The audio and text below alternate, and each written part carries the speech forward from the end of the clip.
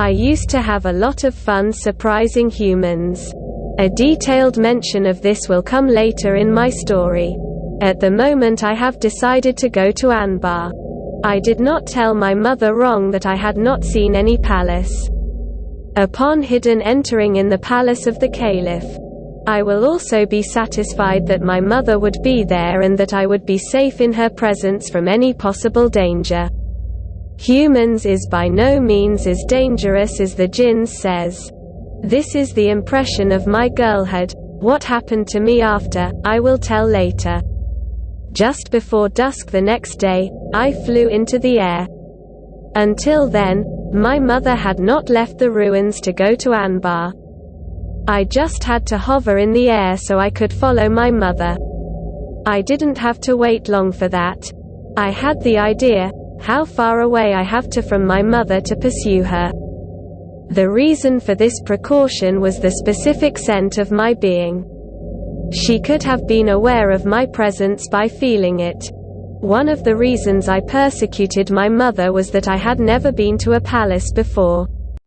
From a distance behind my mother I reached Anbar flying in the air. From a distance I could see the domes and minarets of the Caliph's palace. My mother was moving in that direction. A few moments later I was inside the palace. I was stunned to see the palace of Caliph Mansur, who lived a luxurious life. In this palace, and in the settlements of poor human beings, there was a difference of heaven and earth. The palace was full of colors. This was due to the silk curtains of different colors, which covered the door and the wall. I got so lost in the magic of the palace that I missed the precaution. I was shocked when a familiar voice hit my hearing. I knew, "Oh Dinar, that you would not give up." It was my mother's voice. Mother. I stammered. "Stay with me," my mother said. "So there is no need to comment on what you see and hear." "I will do that," I assured. "If only I had seen you on the way here, I would have sent you back. But now, nothing can happen now." There was regret in my mother's tone. I did not say anything and quietly reached the Diwan-e-Khas of the palace with her. Caliph Mansur had arrived and the meeting was about to begin. I first time saw the Caliph of the Muslims. His complexion was wheaten and he was tall. Both cheeks were slightly thin. Overall his personality was not impressive. But when he spoke later my opinion changed. His heavy resonant voice was terrifying. As if he was fully aware of being a caliph. It was at this meeting that I learned that the caliph, at the suggestion of Khalid ibn Barmak, had sent some men to inspect the place he had mentioned. He was also present at this important meeting. Musa bin Kaib, the caretaker of the delegation that was sent, said this at the request of Caliph Mansur. It is a place where boats can deliver supplies from Syria, Raqqa, Egypt and various cities in the west. Also, from China, Band, Basra, Wasit, Diyarbakir, Rome and Mosul, grain can reach Armenia and its environs by river. Tell us, O Moses, if a city is built in this place, will it be safe from enemy attack? Caliph Mansur asked. O Commander of the Faithful, of course. Musa ibn Kaib replied. Explain your beliefs. Caliph Mansur gave the order. You cannot cross this place by any means except Jashur, bridge, and Qarnatir, something which is made for the purpose of landing on water, for example building a bridge etc. O Commander of the Faithful, Moses began to tell, when you cut him off, the enemy will be helpless. You will live between Basra and Kufa and between Wasit and Mosul, near the river, land and mountains. It seems to us that a city is going to be built here which will last for centuries. Whenever the world mentions this city, it will take the name of the builder with it. Caliph Mansur's terrifying voice echoed in the Diwan-e-Khas.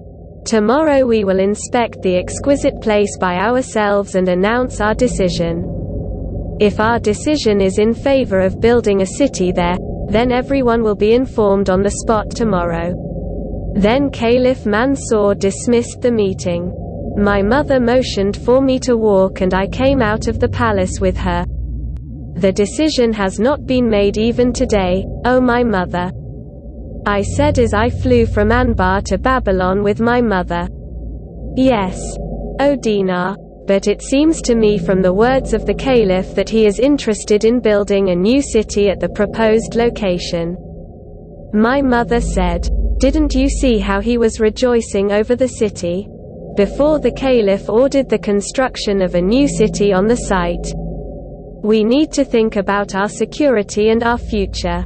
The new generation of our tribe should not be so close to any human settlement. I know that the Jinn sons and Jinn daughters of my age were counted among the new generation of Jinns." Although I did not agree with my mother's views and concerns about the human race, nevertheless, I refrained from expressing my disagreement. The reason was also to please her mother, so that she would not mention my recent disobedience to my father Akzam. Then I said the same thing to my mother. "O Dinar, if you care so much about your father's honor and you are afraid of him not knowing about your disobedience, then never do that again. The advice I give you is for your own good. Don't you feel proud of your father Akzam? He is one of the first of 7 Jinns, who believed first. Why not, O my mother? I am proud of my good father and know that this is why the people of our tribe have made him their chief." My mother was happy to hear my answer, and began to say, "It will remain between you and me that you two have gone to Anbar." "How good you are, my mother." I said this and inadvertently clung to her, and then I immediately realized my mistake and let it go. In a few moments we had come down from a great height. I forgot that this should not be done while flying in the air. That night my father called a meeting of the leading Jinns of the tribe after Isha prayers.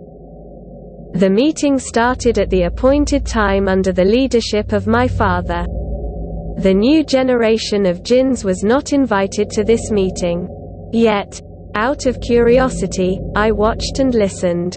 As I hid behind a broken wall, the human beings are about to build a new city in the desert. All the Jinns present at the meeting knew about it. My father stated the purpose of the meeting, and informed the Jinns about the intentions of Caliph Mansur. "Enough is enough, O Chief Akzam," a Jinn began to say. "We have given the human race a lot of leeway, now we have to work hard. Human beings may not remember that the first right on earth is ours." The other Jinns spoke. "Of course, human beings cannot take away our privilege, that Allah Almighty created us first, and then them. They claim to be the noblest of creatures, while we are the noblest of them."